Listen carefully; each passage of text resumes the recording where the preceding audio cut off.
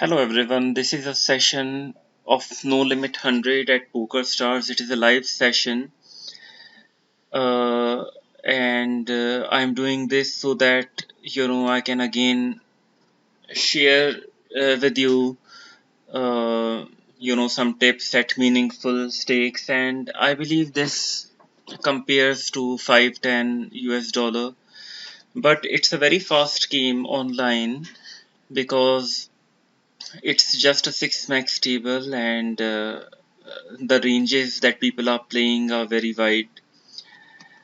But what my strategy is, like, to go slow early when I have just joined a table.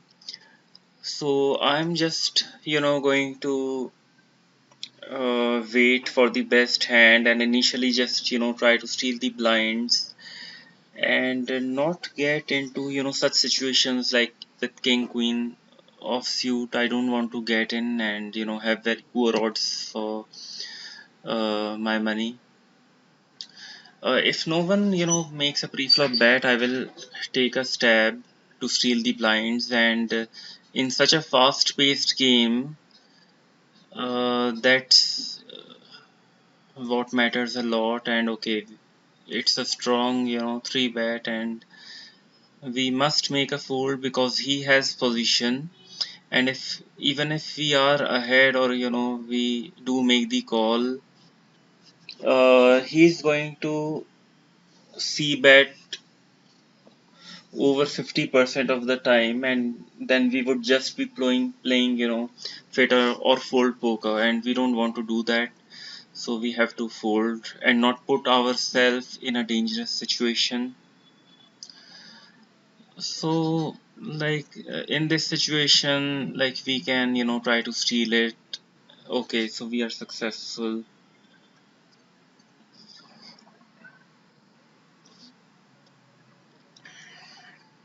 The important thing in poker, is to not lose money, not make, fancy plays, just sit tight. That's why new players that join the game are winning because they are so tight. And, some players, get then think themselves, uh, to be, quite skilled, and then, they would start making fancy plays, and then they would just be donating money to the poker industry. And I say industry because you see, like, casino, it's played in a lot of casinos, and casino is, making big bucks out of it. All the dealers are getting paid. Then, poker room managers are getting paid. And at the end of the day, the casino is the biggest winner. And like, if you see the WSOP tournaments, the US government is the biggest winner because the players need to pay tax, and if you actually compute it, the US government wins the is the biggest winner, and whoever is the WSOP $10,000 main event champion, his winnings are less compared to the US government. So that much tax is paid. So both of them have called, and they might have hit something, and no one has batted, and I can try to take a stab against one player, but against two players, I don't want to. And again, both of them check, and they could be deceptive with an 8, and now to win this spot I need to bet the pot. If they don't have anything, they are going to make a fold, and they may put me on having an 8 in my hand. Okay, so we win this. So uh, you can make fancy plays like these, uh, uh, but don't make, if you are that if you haven't played at least a million hands of poker, don't make plays like these. And also do observe, like, the timing tells of everyone, because that gives a very good idea as to what they could have. Sometimes what I have seen in live sessions, that a three card flush is on the board, or the turn has brought a flush, completed the flush draw on the flop. Excuse me. And now the player takes a long time to bet, and he's actually signifying a lot of weakness. But the matter of fact is that anytime player forcibly is trying to show himself as weak, at that time you know he is going to be very strong, and in those occasions I would suspect him to have made a flush, and I would make the fold, and it has been this strategy has been very successful. Generally in live games, players, when they are weak, they try to show themselves as strong, and when they are strong, they generally try to show themselves as weak. So I'm not making much fancy plays, not giving action to the table. I'm just sitting, folding much of the hands, as you can see, and that's what you should do in a live cash game session. A couple of hands, like, you can be aggressive, and uh, if they are two weak players, another advice is, if there are too many weak players, don't try to build two big pots. Anyways, if you have an edge, it's going to realize sooner or later.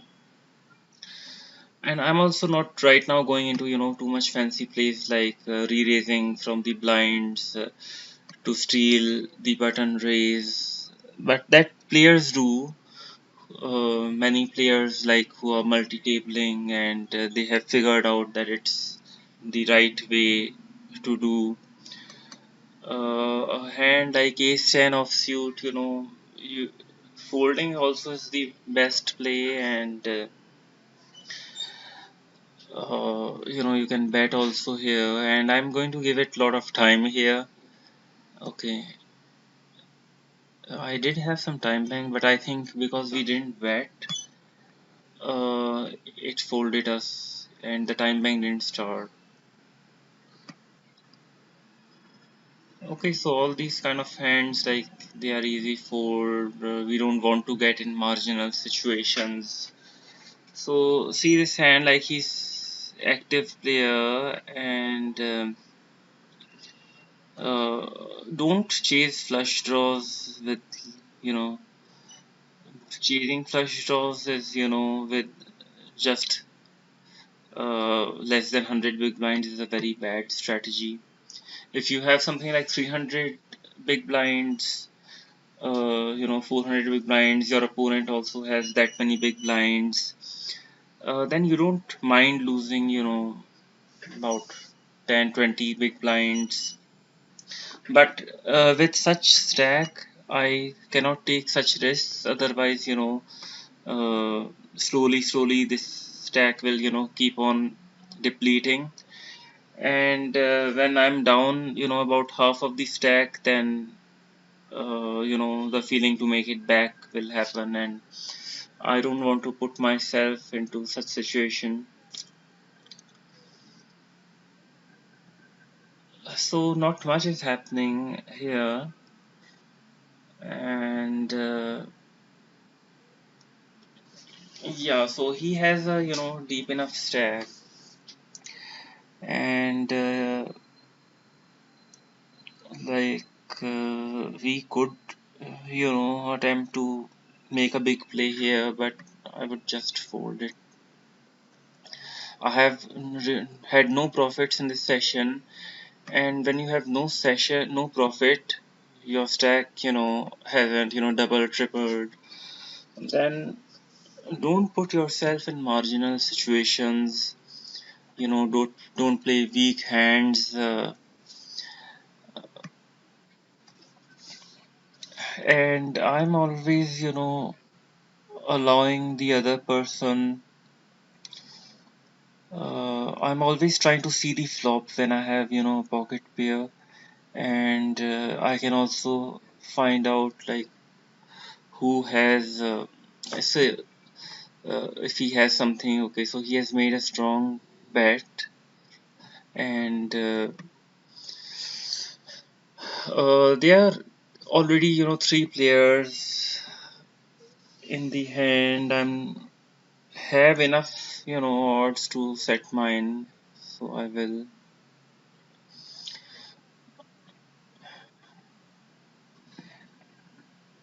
And I look, Google, Vistanga, they may have, something.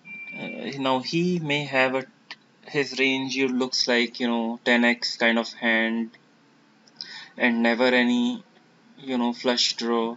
So he's quite ahead than us. And to win, our outs are just two nines, and we don't know if another is on some flush draw or something. So that makes only one out, and that's very bad. You know, to call in that position. So okay, so he's batting from late position, and this is standard bet here. But we'll just call here because, as mentioned, I just want to go slow right now without any winnings in this session. So he uh, makes a small continuation bet, and our best bet is to signify strength in this position, and not have to play this further out of position.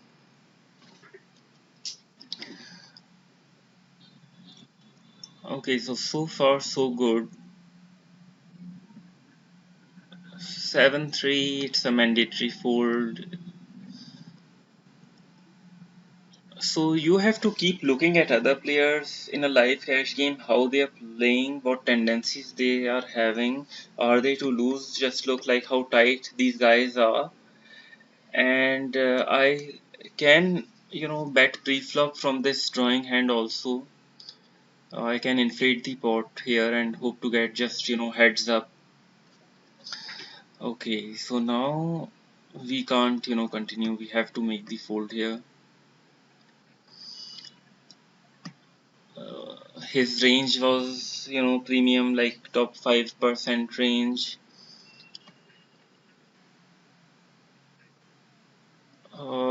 And your edge is going to manifest like in your winnings in a session. So, and every table is different, every table is having different kind of dynamics. So my advice to you is to watch your stack. Is it rising or falling? Like my stack here in this zoom table is slowly depleting, and that means that's a reflection of my edge in the game, and uh,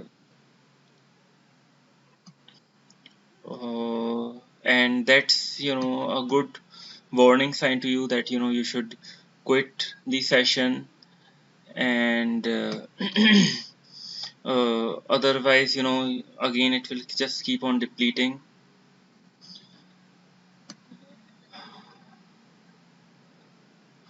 And like if you are in a cash game session and your stack is slowly growing, you have doubled your stack. So in that kind of situation, you should not quit the session, because that means that you have an edge in the game. And if you don't make a one pair two pair kind of mistake, then you stand to keep winning. And you should also identify which players are playing very bad or lose, or what mistakes they are doing, and just keep taking advantage of them as long as they are playing. And when the player pool changes, they become uh, much better, then get up from the table with the wins. And I choose to bet in this spot because c betting with an ace on the board is very profitable. You will succeed about 80% of the time. It was a very dry board too. So I believe I have given you again lot of tips in this session, and as you can see, you can't always have a winning session.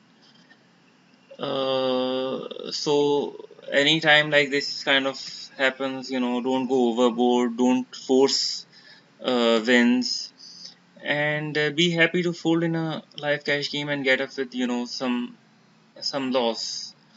So whatever you save is you can retop it and then buy in again when you're in the best of the spirits to win money again.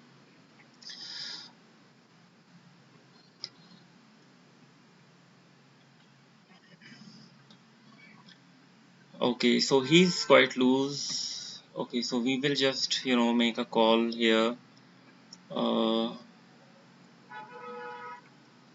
and I expect him to c bet here and take it down, and I believe myself to be good enough, so I'm going to re-raise here and not give him another chance to become better with a bigger pair like Queen Jack or something. Okay, so this is a mandatory fold. Now, like we can steal these blinds. Let's look at what stats they have. They aren't, haven't. I can't see much hands that they have played. Okay, so he makes a nice, re-raise, and I have position, but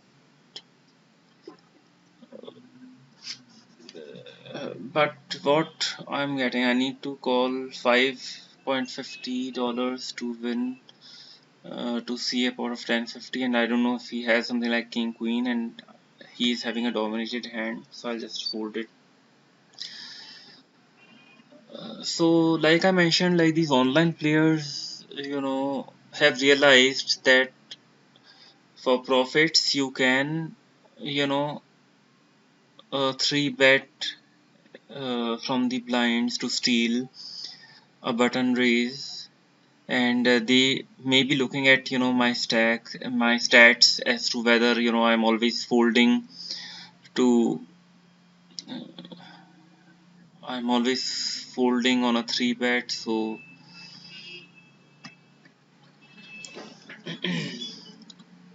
but he also didn't hasn't played with me much, so I will just give him respect and I will fold it.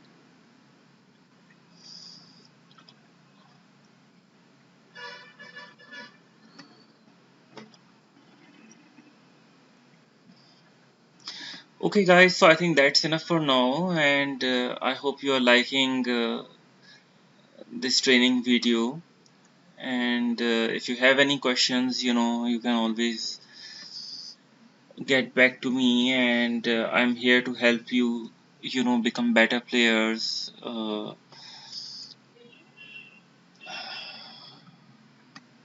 Okay, thanks for watching.